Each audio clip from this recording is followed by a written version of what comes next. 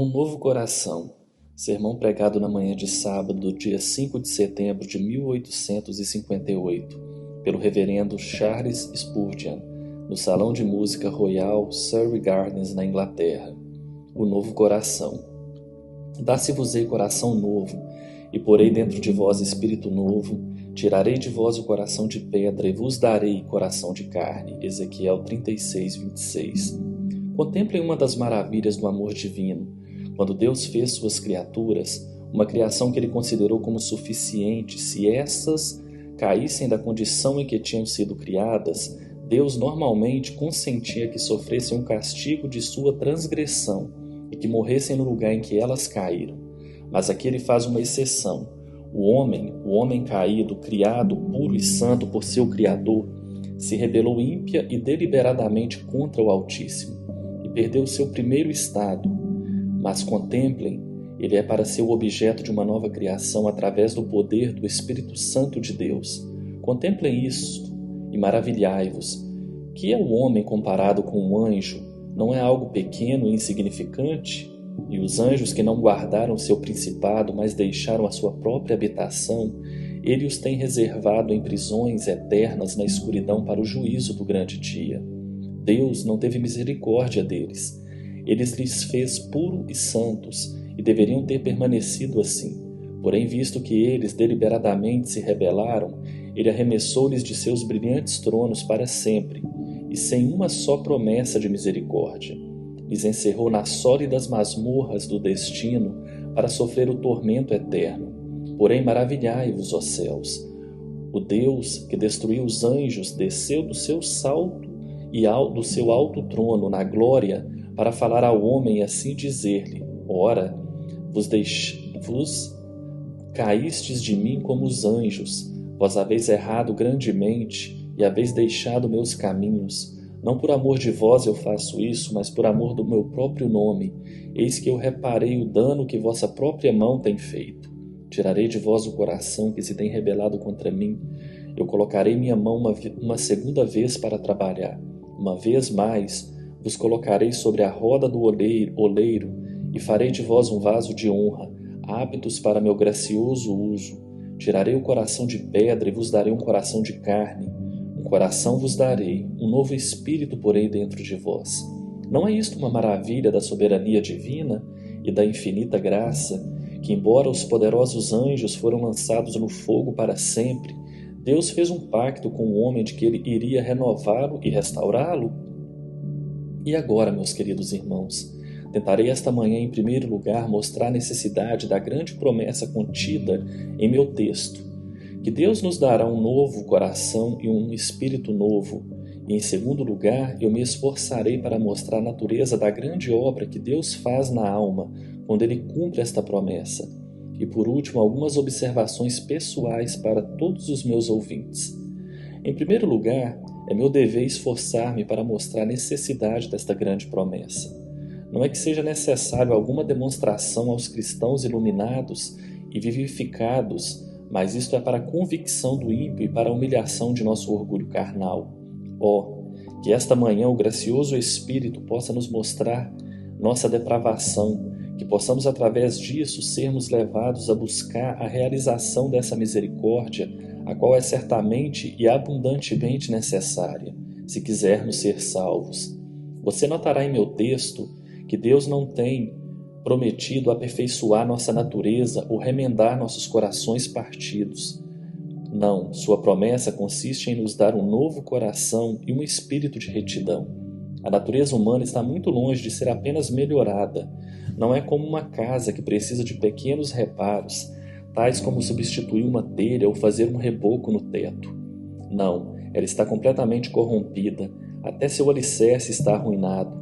Do teto ao alicerce, não há uma viga sequer que não tenha sido comida pelos cupins.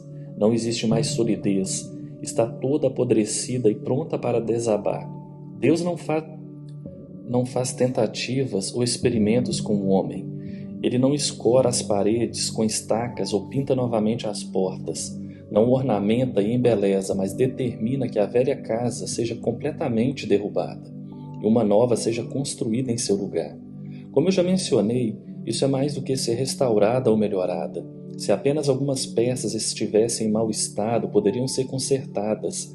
Se tão somente uma ou duas engrenagens desta grande máquina chamada humanidade estivessem quebradas, o Criador colocaria tudo em ordem, trocaria as peças quebradas, substituiria a roda danificada e a máquina voltaria a trabalhar.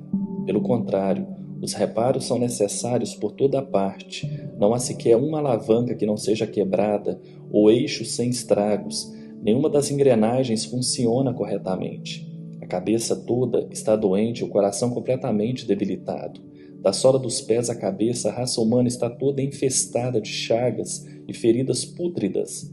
Por isso o Senhor não pensa em apenas um simples reparo. Ele diz: dar-vos-ei coração novo, e porei dentro de vós espírito novo. Tirarei de vós o coração de pedra e vos darei um coração de carne. Agora, procurarei mostrar que Deus é justificado nisto e que houve uma necessidade abundante para que adotasse a resolução de agir assim. Porque, em primeiro lugar, se você considerar o que a natureza humana era e o que ela é, não passaria muito tempo antes de você dizer: ah, este é de veras um caso sem esperança. Considere então por um momento quão má a natureza humana deve ser se pensarmos quão hostilmente ela tem tratado o seu Deus. Recordo que William Huntington disse em sua autobiografia que uma das mais profundas sensações de pena que teve, depois de ter sido vivificado pela graça divina, foi esta: ele sentiu lástima por Deus. Não sei se me deparei com essa expressão em outro lugar, mas ela é muito expressiva, embora eu preferiria dizer sentir simpatia para com Deus e pesar pelo maltrato que recebe. Ah, meus amigos, há muitas pessoas que são esquecidas, que são desprezadas e menosprezadas por seus companheiros. Porém, jamais houve algum homem que tenha sido tão desprezado como o Senhor tem sido. Muitos homens têm sido difamados, ofendidos, mas nunca um homem foi tão ofendido como Deus tem sido. Muitos têm sido tratados cruelmente, de forma ingrata, mas nunca alguém foi tratado como nosso Deus tem sido. Olhemos para nossas vidas passadas, quão ingratamente tínhamos sido com Ele. Ele nos deu a existência e a primeira palavra de nossos lábios deveria ter sido em seu louvor. Enquanto vivermos aqui, nosso dever é o de cantar perpetualmente sua glória. Porém, em vez disto, desde o nosso nascimento temos dito somente o que é falso, enganoso e ímpio, e desde então temos continuado a fazer o mesmo. Nunca temos correspondido às suas muitas misericórdias com gratidão e agradecimento, mas as temos esquecido em um único aleluia, crendo em nossa indiferença para com o Altíssimo, que estávamos tentando esquecer Deus porque Ele havia se esquecido totalmente de nós. Pensamos tão raramente nele, que bem poderia imaginar que certamente Deus nunca nos deu ocasião para pensarmos nele. Arisson disse: quando todas as tuas misericórdias, ó meu Deus, minha alma nascente analisa, transportada com a visão, me perco em maravilha, amor e louvor. Porém, eu creio que se olharmos para trás com olhos de penitência, seremos imersos em assombrosa vergonha e tristeza, porque nosso choro será: como pude tratar tão mal a um amigo tão bom? Como pude esquecer-me de tão misericordioso e benfeitor, e não haver abraçado nunca um pai tão dedicado? Como nunca lhe dei o beijo de minha amorosa gratidão? Como nunca busquei a forma de fazer algo para indicar-lhe que apreciava sua bondade e que sentia um grato retorno de seu amor em meu coração? Porém, pior do que isto, nós não temos somente nos esquecido dele, mas temos nos rebelado contra ele. Temos assaltado o Altíssimo. Se conhecemos qualquer coisa que nos faça lembrar de Deus, pronto a odiamos. Temos desprezado o seu povo, temos chamado-os de santarrões, de hipócritas e de metodistas, temos menosprezado o seu dia. Ele o separou intencionalmente para o nosso bem, e este dia temos tomado para nossos próprios prazeres e trabalhos, em vez de consagrá-lo a ele. Ele nos deu um livro com uma prova de amor e deseja que o leiamos, porque este livro está cheio do amor para conosco, e temos guardado perenemente, fechado até as aranhas tecerem suas teias ao redor de suas folhas. Ele abriu uma casa de oração e nos convidou para irmos lá, para falar-nos ali desde seu trono de misericórdia, Porém, nós temos frequentemente preferido o teatro à casa de Deus e o escutar qualquer coisa antes que a voz nos fala desde o céu. Ah, meus amigos, novamente vos digo que nunca houve um homem tratado pelos seus semelhantes, até mesmo o pior dos homens, tão mal como Deus tem sido. E todavia, enquanto os homens têm maltratado-o, ele ainda continua a abençoá-los. Ele tem colocado fôlego nas narinas do homem até quando este lhe tem amaldiçoado. Ele tem dado alimento para ele comer até quando este tem gasto a força de seu corpo em guerra contra o Altíssimo.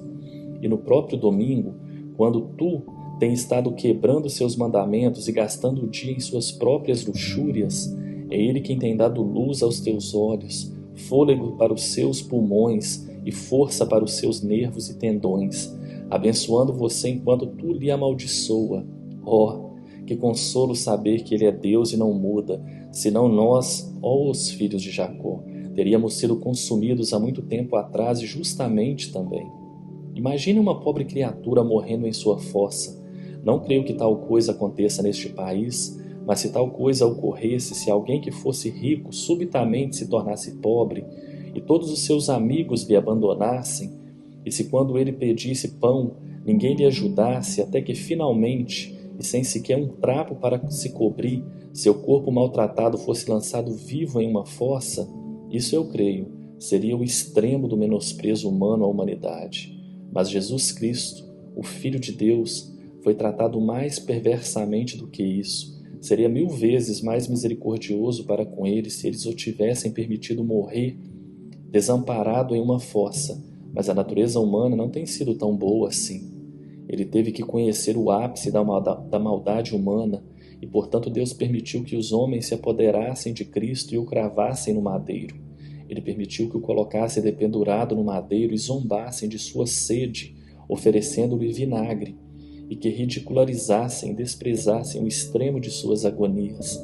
Deus permitiu que os homens fizessem dele um objeto de risos e desdém, e que olhos lascivos e cruéis contemplassem o seu corpo rasgado e despido. Ó pobre da humanidade, nunca houve alguma criatura tão perversa como o homem. As próprias bestas são melhores do que ele, porque o homem tem os piores atributos delas, e nenhum dos seus melhores. Ele tem a ferocidade do leão sem sua nobreza, tem a teimosia de um asno sem a sua paciência, tem a gula devoradora de um lobo sem a sabedoria de evitar as armadilhas. Ele é um abutre ávido por cadáver, porém nunca está satisfeito. Ele é a própria serpente com veneno de áspide debaixo de sua língua, porém espere seu veneno tanto perto como longe. Se você julgasse a natureza humana por sua forma de tratar a Deus, verdadeiramente reconheceria que é demasiada má para poder ser remendada e que é necessário ser feita de novo. Novamente, há outro aspecto sobre o qual podemos considerar a malignidade da natureza humana, que é o seu orgulho. Essa é a própria frase que demonstra a maldade do homem, que ele é tão orgulhoso.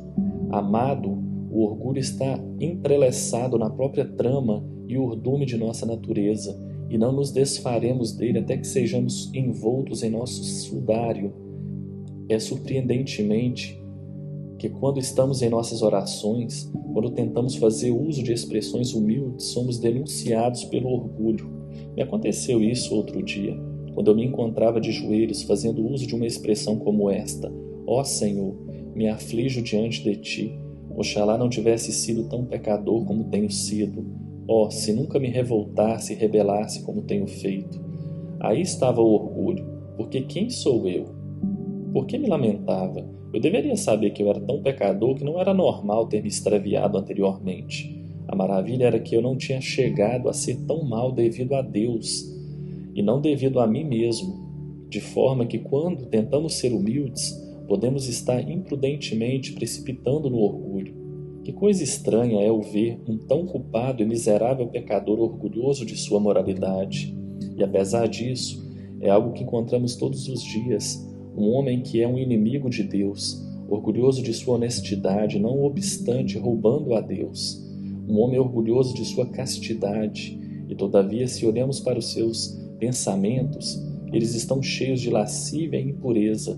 Um homem orgulhoso do louvor de seus companheiros, enquanto ele próprio é censurado por sua consciência e pelo Deus Todo-Poderoso. É uma coisa espantosa e estranha pensar que o homem possa ser orgulhoso quando ele não tem nada de se ufanar, um pedaço de barro vivo e inanimado, poluído e corrompido, um inferno vivente, contudo orgulhoso. Eu, um filho bastardo daquele que roubara o jardim de ouro de seu mestre, daquele que se desviou e não quis ser obediente, daquele que desprezou tudo quando tinha pelo vil valor de uma maçã, e ainda assim, orgulhoso de minha ancestralidade, eu que vivo da caridade diária de Deus, orgulho de minha riqueza quando não tenho um centavo para me abençoar, a menos que Deus decida dá-lo a mim. Eu, que vim nu a este mundo e nu sairei dele, eu orgulhoso de minhas riquezas, que coisa estranha, eu um novato selvagem, um ignorante que nada sabe, orgulhoso de minha sabedoria. Oh, que coisa estranha é! Esse nécio chamado homem se intitule a si mesmo de doutor e se faça mestre de todas as artes, quando o não é de nenhuma, e é muito mais tolo quando crê que sua sabedoria alcançou o mais alto grau, e como o mais estranho de tudo é que este homem que tem um coração enganoso, cheio de todos os tipos de concupiscência e adultério, idolatria e luxúria, se atreva a dizer que é uma excelente pessoa, e que se ensorbebeça crendo que porque reúne algumas boas qualidades é digno de veneração de seus semelhantes, se não dá consideração do Altíssimo. Ah, a natureza humana, esta é a tua própria condenação, orgulhosa quando não tem do que se gloriar. Escreva Ichabod, onde está a glória, ou a glória se foi sobre ela. A glória se foi para sempre da natureza humana. Repudiemo-la e que Deus nos dê uma nova, porque a velha jamais poderá ser melhorada. Ela está irremediavelmente insana, decrépita e corrompida. Além do mais, é totalmente certo que a natureza humana não pode ser melhorada, porque muitos têm tentado, mas sempre com fracasso. Um homem tentando corrigir a natureza humana é como alguém tentando mudar a posição de um monstravento, girando-o para este quando o vento está soprando para o oeste, e quando tirar as mãos dele, tornará de novo à sua posição anterior. Tenho visto alguns que tratam de restringir sua natureza, pessoas de temperamento colérico, que tentam se consertar um pouco e conseguem, porém em seguida volta a aparecer. Já que se o fogo não arde normalmente, nem as chamas encontram saída, queima seus ossos até se tornarem brancos com o calor da malícia, deixando em seu coração um resíduo de cinzas de vingança. Tenho visto um homem tentando se fazer religioso, e que monstruosidade ele faz consigo mesmo ao tentar fazê-lo, porque suas pernas não são iguais e caminham manquejando no serviço de Deus. Ele é uma criatura deformada e rude, e todo aquele que olha para ela descobre logo a inconsistência de sua profissão. Oh, asseguramos que é em vão para tal homem tentar se parecer branco, bem como para o etíope pensar que pode fazer sua pele se parecer branca pela aplicação de cosméticos sobre ela, ou para o leopardo pensar que suas manchas podem ser limpas, que tal homem nunca imagine que pode cancelar a maldade de sua natureza por esforços religiosos. Ah, eu tenho tentado muitas vezes reformar-me sem nenhum êxito. Quando começava, encontrava um demônio dentro de mim. Quando terminava, o número tinha aumentado para 10. Em vez de me tornar melhor, eu piorava. E os diabos da minha justiça própria, da confiança em si mesmo, do orgulho e de muitos outros, faziam em mim morada. Quando estava ocupado, varrendo minha casa e adornando-a, eis aqui um que procurava livrar-se disso que tinha saído um pouco, retornando e trazendo consigo outros 7 espíritos mais ímpios do que ele mesmo, e entrando e habitando ali. Ah, meus queridos amigos, vocês podem tentar se reformar, mas descobrireis vossa impossibilidade, e lembrarão que mesmo que se pudessem, não seria esta a obra que Deus requer. Ele não quer reformas, mas renovação. Ele não deseja um coração um pouco melhorado, mas um coração novo.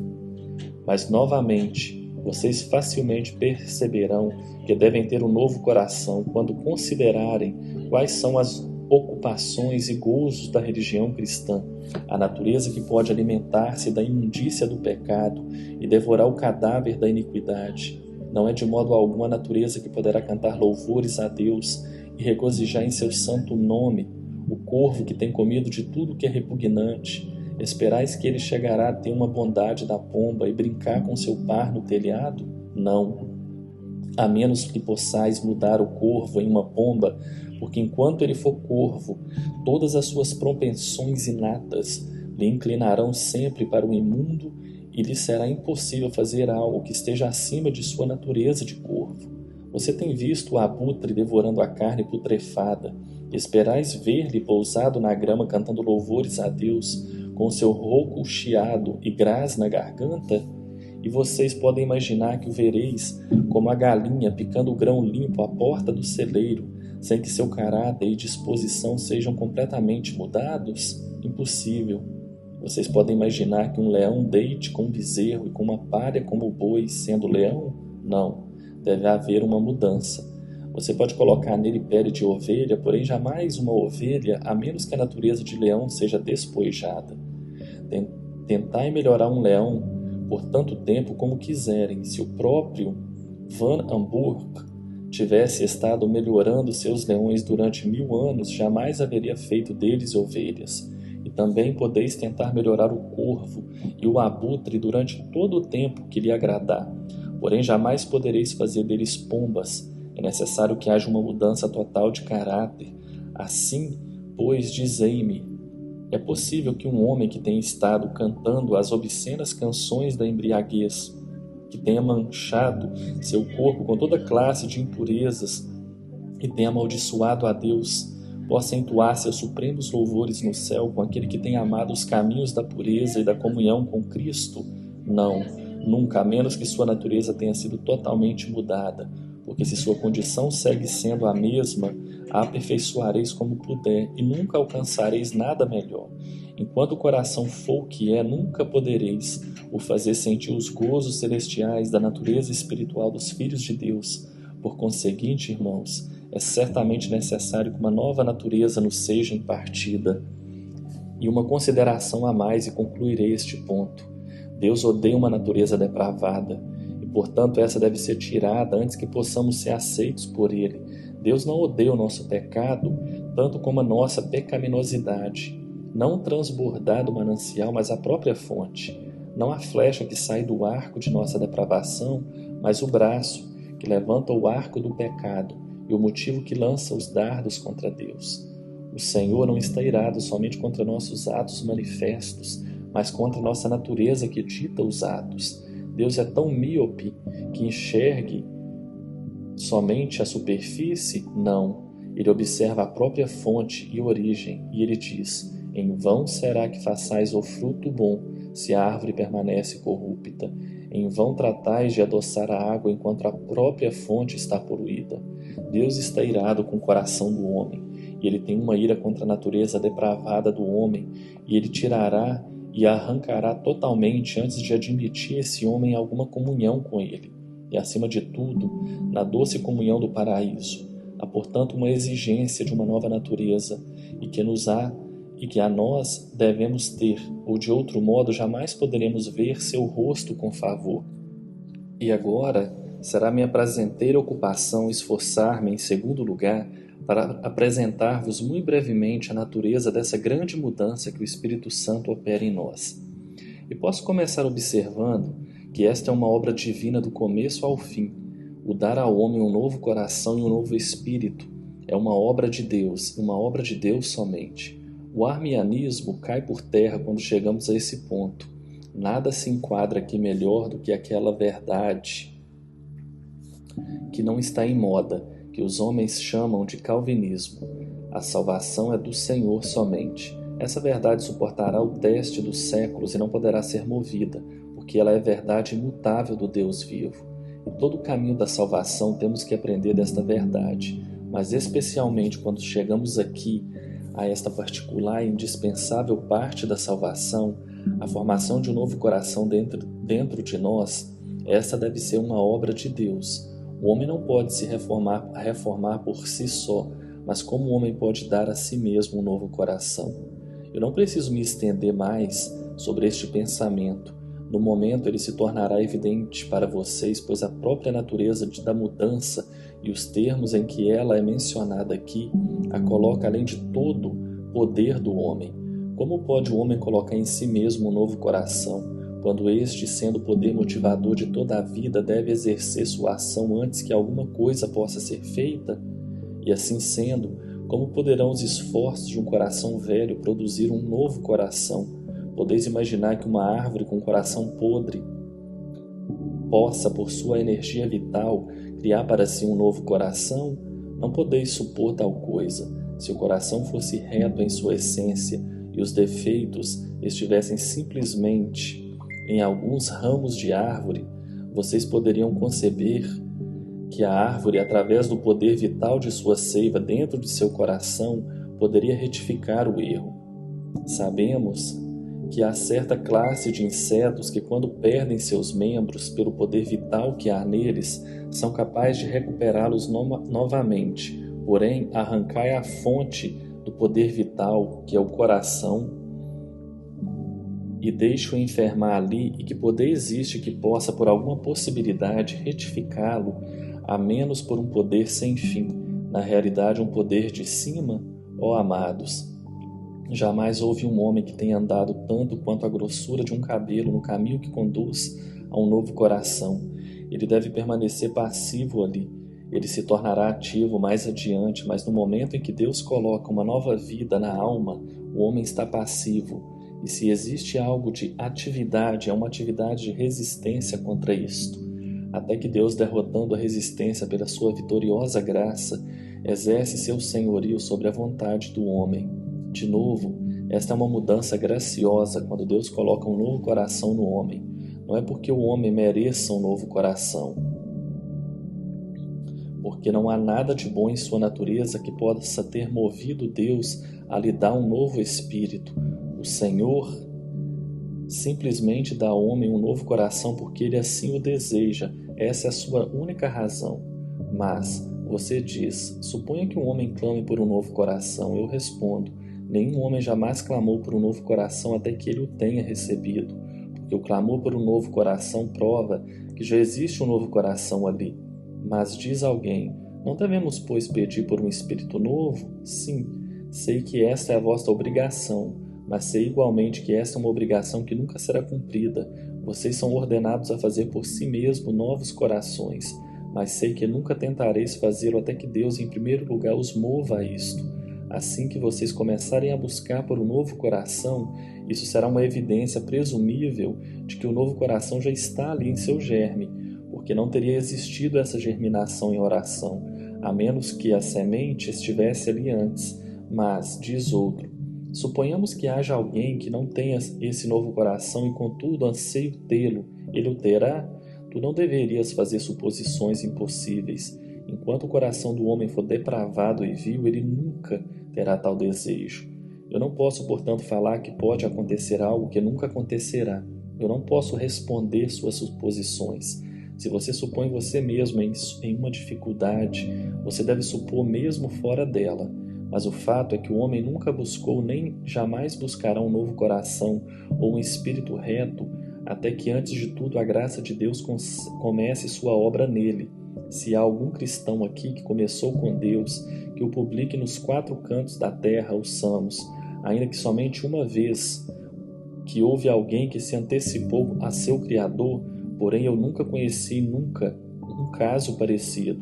Todo cristão declara que Deus começou a obra e eles com gozo cantam: foi o mesmo amor que preparou o banquete, que docilmente me forçou a entrar, pois de outra forma eu teria recusado provar, e em meu pecado perecido já. Esta é uma graciosa mudança, livremente dada, sem qualquer mérito da criatura, sem qualquer desejo ou boa vontade que o procedam. Deus opera por seu próprio beneplácito e não de acordo com a vontade do homem. Uma vez mais, ela é um esforço vitorioso da graça divina. Quando Deus primeiramente começa a obra de mudar o coração, ele encontra o homem totalmente contrário a qual tal mudança se realize. O homem, por natureza, chuta e luta contra Deus e ele não quer ser salvo. Eu devo confessar que eu nunca teria sido salvo se eu pudesse ter contribuído para isto. Durante todo o tempo que pude, me rebelei e revoltei e lutei contra Deus. Quando ele queria que eu orasse, eu não o fazia. Quando ele queria que eu ouvisse a voz de um ministro, eu não o ouvia. E quando eu ouvia, as lágrimas rolavam em minha face, eu as secava e resistia ao derreter do meu coração. Quando meu coração era um pouco tocado, eu tentava distraí-lo com prazeres pecaminosos. E quando não era desta forma, tratava de defender-me com minha justiça própria. E não teria sido salvo se o sopro eficaz de sua graça não me houvesse alcançado, vencendo toda oposição com seu esforço irresistível. Ele conquistou minha vontade depravada e me fez inclinar diante do cetro de sua graça. E assim ocorre em todos os casos. O homem se revolta contra seu Criador e o seu Salvador. Mas quando Deus determina salvá-lo, ele o salva. Deus terá o pecador, se ele assim o decide. Deus nunca foi frustrado em qualquer um dos seus propósitos. O homem resiste com toda a sua força, porém todo o poder do homem, tão tremendo como é para o pecado, não se iguala à majestosa virtude do Altíssimo. Quando ele cavalga na carruagem de sua salvação, ele salva irresistivelmente e vitoriosamente conquista o coração do homem. E além do mais, esta mudança é instantânea. A santificação do homem é obra de toda uma vida, mas o dar ao homem um novo coração é uma obra instantânea, em um único segundo. Mais rápido que a luz de um raio, Deus coloca no homem um novo coração e faz dele uma nova criatura em Cristo Jesus. Tu pode estar aqui sentado em teu banco, como inimigo de Deus, com um coração ímpio, duro e como uma pedra, morto e frio. E nesse momento começarás a tremer, começarás a sentir. Você confessará seus pecados e correrá para Cristo pedindo misericórdia. As outras partes da salvação são feitas gradualmente, mas a regeneração é a obra instantânea da graça soberana, eficaz e irresistível de Deus. Agora temos neste assunto um grande campo de esperança e encorajamento para o mais vil dos pecadores. Meus ouvintes, permitam-me que com todo o afeto me dirija a vocês, derramando meu coração diante de vocês por um momento ou dois. Alguns de vocês aqui presentes que estão buscando misericórdia. Durante muitos dias haveis estado orando em secreto até que vossos joelhos fiquem doloridos com a frequência de vossas intercessões. Vocês clamam a Deus dizendo: cria em mim um coração puro e renova um espírito reto dentro de mim. Consolai-vos com estas considerações. Sabeis que vossa oração já tem sido escutada. Vocês têm um coração novo e um espírito reto. Talvez não serão capazes de perceber a verdade da declaração durante os próximos meses. Portanto, continuai orando até que Deus abra os seus olhos e de forma que tu vejas que a tua oração foi respondida, mas descanse seguro que ela já tem sido respondida. Se odeias o pecado, esta não é uma natureza humana. Se anelais ser amigo de Deus, essa não é uma natureza humana. Se desejais ser salvo por Cristo, essa não é uma natureza humana.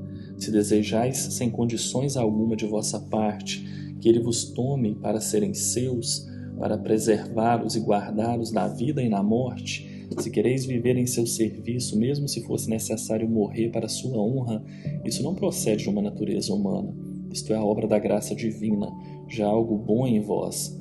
O Senhor começou a boa obra em vosso coração e Ele a aperfeiçoará até o fim. Todos esses desejos e anelos são algo que vós jamais poderiam ter sentido de si mesmo. Deus tem vos ajudado a subir esta divina escada da graça, e tão certo como Ele tem feito que muitas aduelas fiquem para trás, Ele vos levará até o próprio pico, até Ele vos tomar nos braços de seu amor na glória eterna. Há outros de vocês, contudo, que não progrediram tão longe, mas que estão sendo levados ao desespero. O diabo tem vos dito que não podeis serem salvos. Você tem sido tão culpado, tão vil. Qualquer outra pessoa no mundo poderia encontrar misericórdia, menos você, porque você não deseja ser salvo. Escute-me então, querido amigo. Não tenho eu tentado fazer tão claro como a luz do sol que Deus nunca salva ao homem pelo que este é, e que não começa nem aperfeiçoa sua obra em nós pelo que tenhamos de bom em nós mesmos? o maior dos pecadores pode ser tão merecedor da divina misericórdia como o menor dos pecadores. Aquele que tem sido o primeiro dos criminosos, eu repito, é tão digno de ser escolhido pela soberana graça como tem sido o próprio exemplo da moralidade, porque Deus não quer nada de nós. Ele não é como o lavrador, ele não deseja arar todos os dias sobre as rochas e enviar seus cavalos sobre a areia. Ele quer um terreno fértil para começar sua tarefa, mas Deus não é assim. Ele começa com um terreno rochoso, e ele triturará esses corações rochosos de vocês até que eles se tornem ricos e negros moldes de pesar penitência.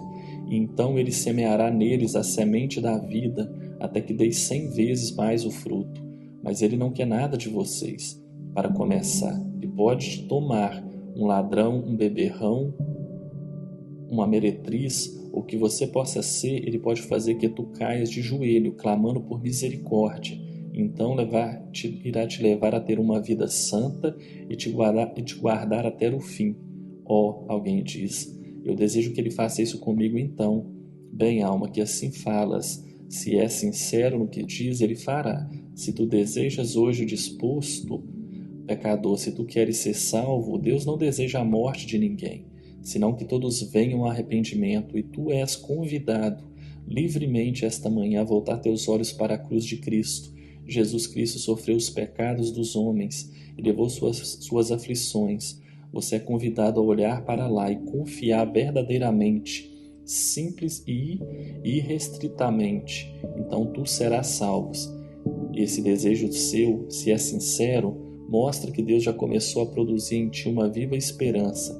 Se este anelo permanece, será o sinal evidente de que o Senhor trouxe para ele próprio, e tu serás dele e ele será seu.